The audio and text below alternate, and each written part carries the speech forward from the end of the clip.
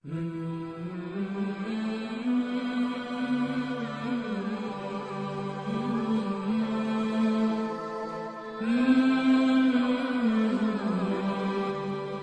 بات میں عرض کرتا ہوں بس ہمارے نوجوان بچے بچیوں سب کے لیے، خاص طر ان لوگوں کے لیے جن کی ابھی شادی نہیں ہوئی، کنوارے ہیں، ان کے لیے بہت اہم چیز ہے۔ ایک بات آپ سمجھ کے چلیں کہ زندگی دو حصوں میں بٹی ہوئی ہے ہماری، ایک شادی سے پہلے کی زندگی، ایک شادی کے بعد کی زندگی۔ اگر ازدواجی زندگی کے اعتبار سے دیکھیں تو دونوں زندگیاں بہت مختلف ہیں۔ جو پہلے کی زندگی ہے اس کا اثر بعد کی زندگی پہ ضرور پڑتا ہے۔ شادی سے پہلے آپ جس طرح کے تھے اور نکاح کے بعد آپ کی زندگی پر نہیں بلکہ اب آپ کے اولاد پر بھی وہ آپ کے اخلاق، آپ کے اعمال کا اثر پڑتا ہے۔ اسی وجہ سے شادی کے وقت میں استغفار پڑھاتے ہیں، توبہ کراتے ہیں، کلمہ پڑھاتے ہیں کہ پچھلے سب چیزیں معاف ہو جائیں، صاف ہو جائیں، پاک ہو جائیں، تاکہ اب آنے والی زندگی میں میرے پچھلے کرتوت کا اثر نہ آ سکے، میری اولاد میرے گناہوں کو نہ بھوگتے۔ اس لیے دولہا بھی پڑھتا ہے، دلہن کے یہاں بھی پڑھایا جاتا ہے، وہ توبہ کر کے ایک نئی زندگی شروع کر رہے ہوتے ہیں۔ لیکن آج کے اس ماحول کے اعتبار سے ہمیں نبوی طریقہ کیا ہے؟ بہت سارے بچے، بہت ساری بچیاں اس زمانے میں اپنے آپ کو کیسے بچا کر رکھتی ہوں گی یا کیسے بچا کر رکھتے ہوں گے، اللہ ہی بہتر جانے اور وہ خود جانے۔ کیونکہ ایک دور تھا جب جوانی آتی تھی تو بہت ساری بندشیں تھیں، محلے کے لوگ، ماں باپ، بھائی بہن، معاشرہ، سماج، یہ سب کی دیواریں توڑ کر کے جا کر کے کوئی گناہ کرتا تو کرتا، اپنے گھر سے بھی نکلنا ہوتا، اپنے بھائیوں سے آنکھ بچا کر، ماں باپ سے آنکھ بچا کر، محلے والوں سے، سماج سے، جہاں کوئی اس کو نہیں پہچان رہا ہے وہاں جا کر کے وہ پھر اپنی عیاشی کرتا۔ اگر مرد ہے تو کسی عورت سے ملے، لڑکیوں سے خواہش پوری کرے، لڑکیاں اس طرح سے چھپ کر کے چلی جائیں۔ ایک وقت یہ تھا جب اتنی دیواریں پھلان کر کے انہیں جانا تھا۔ اب جس ماحول میں آپ جی رہے ہیں ساری دیواریں خود گناہ پھلان کر تمہارے تکیے کے نیچے آ جاتی ہیں۔ اپنی تنہائی میں، اپنے تنہائی کے اوقات میں ساری چیزیں، کئی بچے ایسے ہیں جنہوں نے رو رو کر کے بھی میرے پاس، ایک نہیں میرے پاس بہت ہے، میں رازداری میں رکھوں، کسی کو ظاہر نہیں کرنا چاہتا، لیکن بس انہوں نے فقط اپنے دل کی بھڑاس نکالنے کے لیے میرے سامنے کہا ہوگا، یا تو پھر ہو سکتا ہے علاج، معالجے یا دعا کی غرض سے انہوں نے کہا ہوگا۔ کہیں تو کس سے کہیں آج یہ حالات، بہت سارے لوگ اس میں پریشان ہیں۔ آخر اس کا علاج کیا ہے؟ کہ ہمارے ان نوجوان بچے اور بچیوں کے ہاتھ میں موبائل، انٹرنیٹ اور اس کے ساتھ ساتھ جو عریانیت، گندی اور فحش فلمیں اور تصویریں، یہ سب جو اخلاق اور ایمان کو تباہ کر رہی ہیں، اس کا آخر علاج کیا ہے؟ کیا کریں گے؟ بڑے پریشان ہیں، اپنے ہاتھوں خود کی تباہی کر رہے ہیں بہت سارے بچے، بہت ساری بچیاں، اور پھر چند دنوں کے بعد جب ان کی نکاح کے ایام آتے ہیں تو پھر ان کی پریشانیاں اور بڑھ جاتی ہیں۔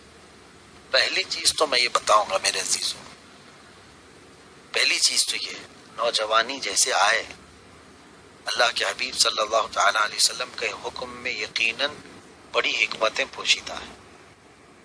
اگر گھروں میں ایسے اور معاشرے میں ایک ایسے رواج بنا کر رکھے ہیں تو اس رواج کو توڑ دینا چاہیے۔ میں سمجھتا ہوں لڑکا ہو یا لڑکی ہو، 18 سال کے بعد قانونی اعتبار سے بھی اور اسلامی اعتبار سے بھی اس کے لیے شادی کا پلیٹ فارم پورا اوپن ہے، کوئی بندش نہ حکومت کی طرف سے ہے نہ شریعت کی طرف سے۔ شریعت میں تو بالغ ہونے کے بعد کبھی بھی اس کو نکاح کی پرمیشن ہے، لڑکی کے لیے بھی، لڑکے کے لیے بھی، گورنمنٹ کے اعتبار سے تو 18 سال کی عمر، لیکن یہی ایک بھڑکیلی عمر ہوتی ہے 18 سے 25 سال کی عمر۔ ان دنوں میں جو تباہی آتی ہے وہ 50 سال کے برابر کی تباہی ایک سال کے اندر بھی وہ کر سکتا ہے۔ اس کے پاس اتنی ساری چیزیں اس وقت، کیونکہ جتنا بھی کرو گے خواہش مرے گی نہیں، ختم نہیں ہوگی، ختم نہیں ہوگی، یہاں تک کہ تم موت کے منہ میں جا رہے ہوگے تب تک بھی تمہاری خواہش نہیں مرے گی۔ جو خواہش اس وقت آ جاتی. اس کا سب سے پہلا علاج حضور اکرم صلی اللہ علیہ وسلم کے پاس ایک نوجوان اسی طرح سے آیا. یا رسول اللہ صلی اللہ علیہ وسلم میں کیا کروں، بچ نہیں پاتا ہوں، میرے لیے کچھ حل فرمائیں، ارشاد فرمائیں. جوانی ہے اور اس طرح کے خیالات آتے ہیں دماغ میں اور ایسے ایسے معاملات ہوتے ہیں، میں کیا کروں؟ دو چیزیں میرے آقا صلی اللہ علیہ وسلم نے ان سے کہا. اے نوجوان، پہلی چیز تو یہ ہے کہ اللہ نے حلال کیا ہے تیرے لیے نکاح، تو جلدی نکاح کر لے. اور اگر اس کی استطاعت نہیں ہے، طاقت نہیں ہے، تو روزہ رکھنا شروع کر. دو میں سے ایک کر، اللہ تجھے محفوظ رکھے. تو یہ نبوی علاج ہے، میرے آقا کا دیا ہوا علاج. یا تو نکاح کر لے یا تو روزہ رکھ. اب یہاں پر نکاح کا مسئلہ آتا ہے تو جو ہمارے یہاں بندشیں لگی ہوئی ہیں نا کہ اس کی ایج ہی کیا ہے، ابھی یہ 18-20 سال کا، شادی کر کے کیا کرنے والا ہے تو، عورت کو کہاں رکھے گا، کیا کھلائے گا، کیا پلائے گا، یہ ساری چیزیں آتی ہیں. ان تمام چیزوں کی طرف کبھی خیال نہ کرنا. تمہارے جیب خرچ کے لیے اگر تمہارے پاس 50 روپے بھی آتے ہیں تو سمجھ کر کے چلو کہ تم شادی کے لائق ہو، تم شادی کے لائق ہو. اور قرآن جب یہ کہہ رہا ہے کہ اگر تم فقیر ہو تو اللہ اپنے فضل سے غنی کر دے گا. ان یکونوا فقراء یغنیہم اللہ من فضلہ، اللہ فرما رہا ہے جن لوگوں نے نکاح کا ارادہ کیا، قصد کیا، اگر وہ فقیر ہیں. فقیر کس کو کہتے ہیں معلوم ہے نا آپ کو؟ وہ صرف طبلہ بجانے والے کو فقیر نہیں کہتے ہیں، جو نصاب سے بھی کم جس کے پاس مال ہے، ایک وقت کا کھانا ہے دوسرے وقت کا نہیں ہے، ایسی بھی حالت ہو سکتی ہے فقیر کی. اللہ فرما رہا ہے فقیر اگر نکاح کا ارادہ کرے، اللہ کا وعدہ ہے کہ اپنے فضل سے میں اس کو غنی کروں گا. تمہارے پاس یہ بیک سپورٹ ہے اللہ تعالیٰ کا. اس نے جب یہ فرمایا گناہوں سے بچنے کے لیے جس نے یہ نکاح کیا، پہلی چیز یہ سمجھ لیں. نوجوانوں کو بھی کہوں گا، بچیوں کو بھی، بچوں کو بھی، سب کو، نکاح کا مطلب شو شائننگ اور زیادہ ریاکاری دکھاوے کے لیے نہیں ہوتا. ارے میں اتنی بڑی لڑکی سے کر کے لایا ہوں اتنے، اور وہ یہ سمجھے کہ میں اس سے کر کے لایا ہوں، اس سے کر کے لایا. نکاح اس لیے نہیں ہوتا. اگر آپ سمجھتے ہو کہ لڑکوں کے لیے، پہلی بات، اگر آپ یہ چاہتے ہو کہ ہمیشہ آپ کی بیوی سے آپ کی محبت قائم رہے اور نیکیوں کے ساتھ تمہاری زندگی گزرے، یہ میرے استاد نے مجھے بھی نصیحت کی تھی شادی سے پہلے کی بات. کہا ایک نیت یہ کر لینا کہ اے اللہ، میں نکاح کا ارادہ کر رہا ہوں صرف اس لیے کہ میری آنکھیں اور میری شرمگاہ محفوظ ہو جائے، جس کو کہتے ہیں تحسین الفرج. اور بزرگوں نے لکھا ہے اس نیت کے ساتھ جس نے کیا، پوری زندگی بھر اللہ تبارک و تعالی اس کے پیچھے اس کی مدد میں لگا ہے. اس کی بیوی کے ساتھ اس کی محبت قائم ہے اور اس کو دوسری عورتوں کی طرف مائل ہونے سے خود مولا بچاتا ہے. اگر تمہاری نظریں خطا کرنے لگ جائیں تو رب تبارک و تعالیٰ تمہاری آنکھوں کو پھیر لے گا اور تمہاری بیوی کو ساری عورتوں سے خوبصورت بنا کے پیش کرے گا. یہ دل کا معاملہ ہوتا ہے کہ ورنہ دیکھا جائے اگر انسان جو ہے 8 دن کنٹینیو گوشت نہیں کھا سکتا، روزانہ گوشت کھائے گا اگتا جائے گا، لیکن ایک بیوی کے ساتھ 50 سال بھی رہ لیتا ہے. کیسے رہتا ہے؟ اللہ تبارک و تعالیٰ وہ محبت ڈالتا ہے. باقی دوسری چیزوں میں کہاں ہے؟ کپڑے آپ کے کنٹینیو کئی دن تک نہیں چل سکیں گے. جو بھی چیز آپ استعمال کر رہے ہو، انسان کی عادت ہے کل جدید لذیذ، ہر نئی چیز لذت والی ہوتی ہے. لیکن بیوی کے بارے میں چند لوگوں کو چھوڑ کر کے جو عیاش ہوں گے، باقی میجورٹی ایک عورت کے ساتھ خوش ہیں زندگی میں. کس وجہ سے؟ اللہ تبارک و تعالیٰ ان کے دلوں میں محبت خود پیدا کرتا ہے. تو میں جو عرض کر رہا تھا وہ یہ ہے کہ رسول کریم صلی اللہ تعالیٰ علیہ وسلم کا علاج اور گناہوں سے بچنے کے لیے یہ بندشیں توڑی جائیں. نوجوان اگر آگے آئیں تو میں سمجھتا ہوں کہ یہ بہترین موقع ہے. حضرت شاہ کرمانی کی بات مجھے یاد آتی ہے. شاہ کرمان ایک علاقہ ہے، یہ بھی خراسان کا. اس علاقے کے وہ بادشاہ تھے، شاہ کرمان ان کو کہتے. बड़े सूफी बुजुर्ग परहेजगार। एक दिन आए, मस्जिद में देखा एक नौजवान इबादत में मसरूफ़ है मगरिब के बाद। फिर इशा पढ़ी आपने, इशा के बाद भी वो बैठा रहा कोने में मोतकिफ होकर। दूसरे दिन आप आए, देखा उस नौजवान को बराबर वक्त पर आता है और वक्त से पहले मस्जिद में, और उसके बाद नमाज के बाद गिड़गिड़ाता है अल्लाह की बारगाह में, रोता है। 2 दिन देखा, तीसरे दिन आपने उसको मगरिब में पूछा कि बेटा तुम कहाँ से हो, क्या हो? कहा कि हुजूर मैं मुसाफिर हूँ, मेरा कोई घर नहीं, बस दिन भर मैं मेहनत करता हूँ, लकड़ियाँ चुनता हूँ और उसको बेचता हूँ, और जो मेरे आमदनी आती है उससे मैं घर चलाता हूँ या मेरा खर्च चलाता हूँ। आपने फरमाया तो तू शादी क्यों नहीं कर लेता? अकेला है, नौजवानी है तेरी, मस्जिद में रात के वक्त तक बैठा रहता है, क्यों न शादी करके अपना घर बसाएगा?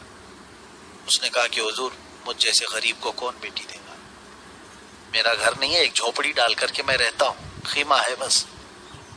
हजरत शाह किरमान ने कहा अगर मैं मेरी बेटी दे दूं तो उनकी बेटी के लिए बड़े बड़े बादशाहों के बेटों के रिश्ते थे। उन्होंने कहा क्या तू कबूल करेगा? वो चूंकि उस वक्त तक जानता नहीं था, उसने कहा मुझे नहीं मालूम, लेकिन अगर आपको मेरी जात पर यकीन है तो आप निकाह कर दें, मैं आपकी बच्ची को संभालूंगा। मगरिब में ये बात हुई, घर गए, घर जाकर के अपनी बेटी से कहा कि बेटा मैंने तेरे लिए एक दूल्हा ढूंढा है, ऐसा ऐसा है, फला है। बेटी फौरन बाप की बात पर राजी है, ना घर है कुछ नहीं, बस ये है इबादत करता है, उसके अंदर तकवा है, परहेजगारी है, बस इस बात पर। दूसरे दिन सुबह उसी मस्जिद में निकाह हो गया, चंद लोगों के साथ बैठ करके निकाह हो गया।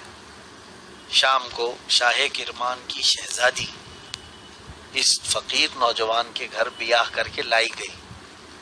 इसकी तरफ से, दूल्हे की तरफ से कोई नहीं है, लड़की के घर की तरफ से जो लोग भी रहे। और दुल्हन आई, झोपड़ी में जिस वक्त आई तो देखा कि एक सुराही है मट्टी की और उस पर गिलास रखा हुआ है, बाकी एक तकिया और एक बिछोना बिछा हुआ, कुछ भी नहीं है पूरी झोपड़ी में। और उस सुराही पर यानी मटके पर आधी रोटी रखी हुई थी, आधी रोटी। तो दुल्हन पहले ही दिन आई, पूछा घर में कुछ नहीं है आज, कहा कि आधी रोटी मैं खा चुका हूं, ये कल के लिए आधी। वो रोने लग गई, कहा कि मेरे बाप ने गलत फैसला किया, मेरे वालिद ने कहीं गलत जगह मेरा निकाह तो नहीं कर दिया। तो वो पहली रात है ये। नौजवान कहा मुझे मालूम है बड़े घर की लड़कियां हम जैसों के साथ रह नहीं सकती, मैंने तुम्हारे अब्बा से पहले ही कहा था, लेकिन उन्होंने इसरार किया और मेरा निकाह कर दिया। मुझे मालूम है तू इस झोपड़ी में खुश नहीं रह सकती। वो दुल्हन जो थी कमाल की थी, उसने खड़े होकर के कहा खबरदार मेरे बाप के मुतालिक ये ना कहो, मैं बड़े घर की हूँ और बड़ा घर देखना नहीं चाहती। मेरा अकीदा ये है जो मौला आज तुम्हें रोटी खिलाया है वो कल भी खिलाएगा। जिसने आज आधी रोटी खाकर कल के लिए आधी बचाया है तो क्या उसे अपने रब की जात पर यकीन नहीं है? तो जिस बंदे को कल के मुतालिक अल्लाह की जात पर यकीन नहीं है तो मैं उसके बिस्तर पे कैसे आऊँ? उसी वक्त आधी रोटी ले जा करके वो खैरात कर दी, जिसको भी जरूरत थी वो दे दिया। ये शाह किरमान थे बादशाह, लेकिन तरबियत अपनी बच्ची की तवक्कुल की जिंदगी में किया था, अल्लाह की जात पर ऐसा यकीन। क्या हमारी बच्चियां इस तरह से आज जाने को तैयार हो सकती? माँ बाप ने पहले ही उनके दिमाग खराब किए, और अगर माँ बाप ने नहीं खराब किए हैं तो सीरियल और टीवी वालों ने तो तबाह करके रखा है। हर लड़की का एक ख्वाब है कि मेरे ऐसी ही आदमी से निकाह होगा जैसा ये छिचोरा नाचता है, और लड़के यही सोच करके बैठे हैं कि मेरी दुल्हन ऐसी होनी चाहिए। माज़अल्लाह रब्बिल आलमीन।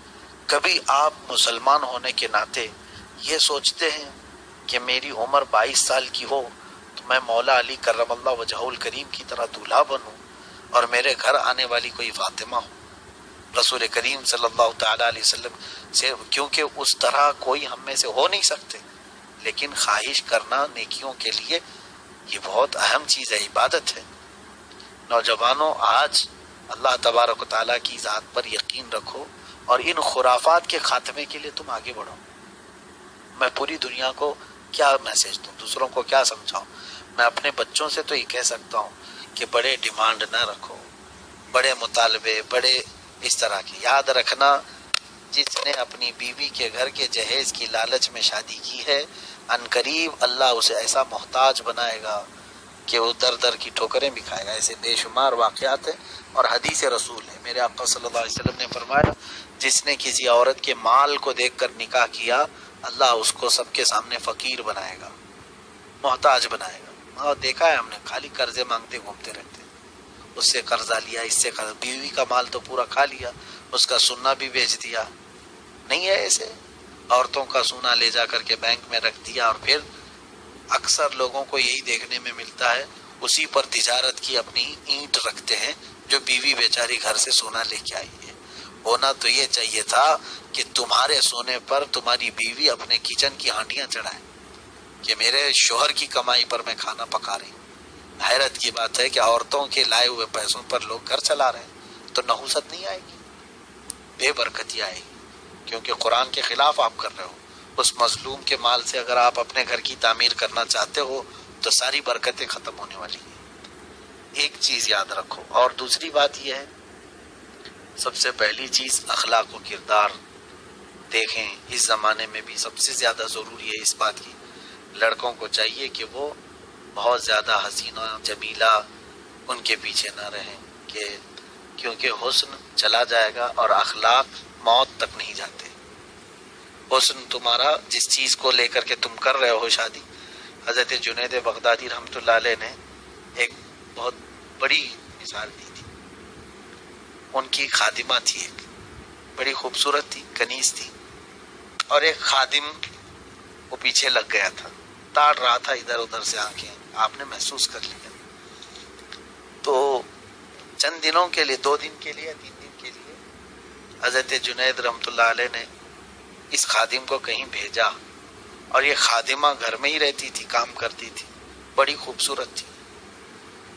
اس کو 2 دن کے بعد آپ نے کچھ دوا پلائی یا کیا پلایا، اس کو جلاب شروع ہو گئی، یعنی لوز موشن، جس کو اس لڑکی کو اتنے ہوئے کہ وہ طہارت خانے میں بھر گئی سب۔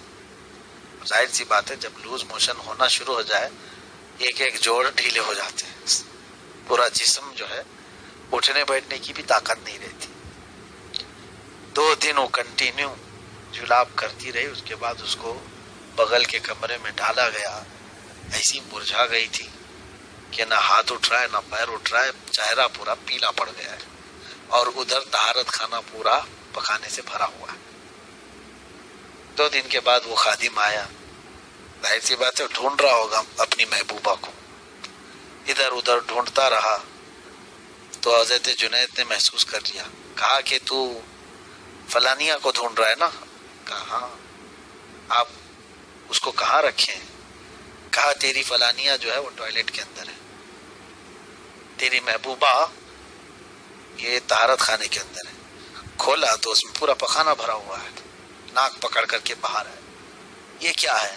کہا اس کے حسن کو میں نے 2 دن میں اتار کے وہاں پخانے میں ڈال دیا، اب وہ جا کر کے دیکھ پلنگ پر جو لیٹی ہوئی ہے، کیا یہی ہے تیری محبوبہ؟ اب دیکھا تو اس کے پورے جسم میں ایسی نوبت ہے کہ نہ حسن ہے، کچھ نہیں، چہرہ پیلا پڑا ہوا ہے، ہاتھ پیر اٹھ نہیں رہے۔ حضرت جنید نے فرمایا تو اس کی ذات سے نہیں محبت کر رہا تھا، اس کے حسن سے صرف، اور اس کا حسن وہ پخانے میں ہے۔ میرے عزیزو، یہ ظاہری چیزوں سے جو بھی محبت کرتا رہا، اس کی محبت دوام نہیں رہتی، سب بہہ کے چلی جاتی ہے۔